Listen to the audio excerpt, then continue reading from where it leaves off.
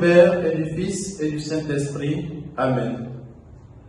Viens en nous, Esprit Créateur, visite les âmes des tiens, emplis de la grâce d'en haut, les cœurs qui sont tes créatures.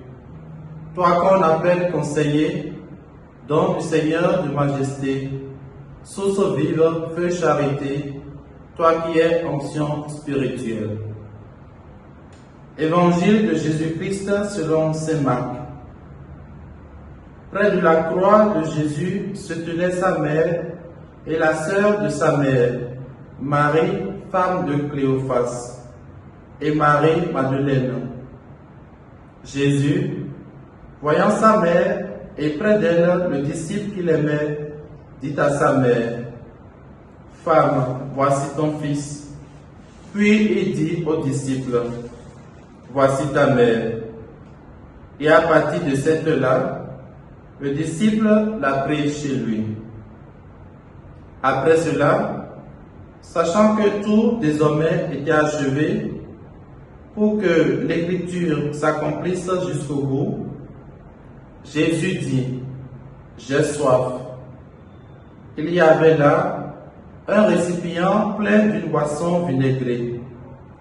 On fissa donc une éponge remplie de ce vinaigre à une branche d'hysope, et on l'approcha de sa bouche.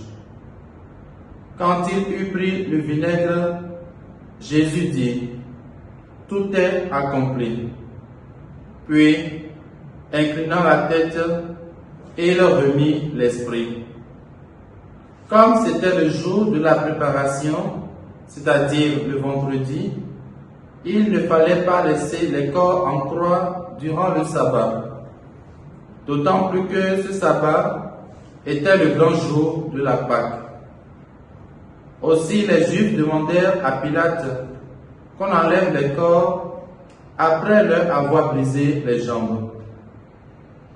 Les soldats allaient donc briser les jambes du premier, puis de l'autre homme crucifié avec Jésus.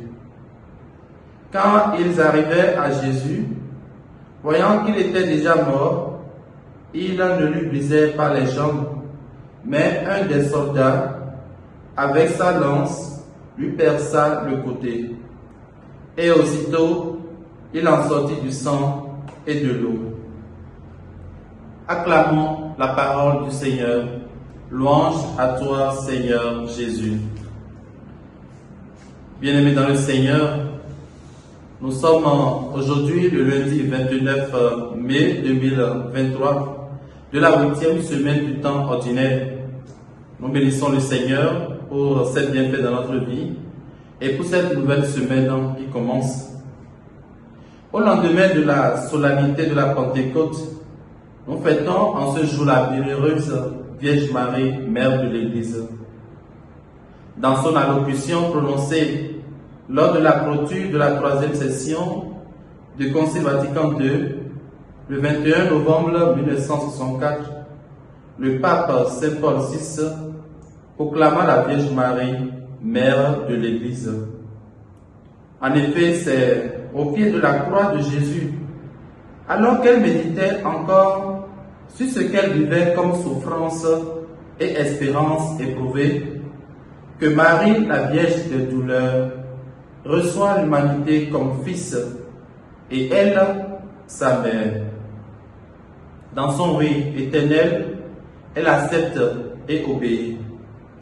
C'est d'ailleurs par ce même oui qu'elle acceptait de devenir la mère de Jésus-Christ, tête de l'Église. Aujourd'hui, elle devient la mère de l'humanité, la mère de tous les croyants qui sont l'Église, le corps du Christ.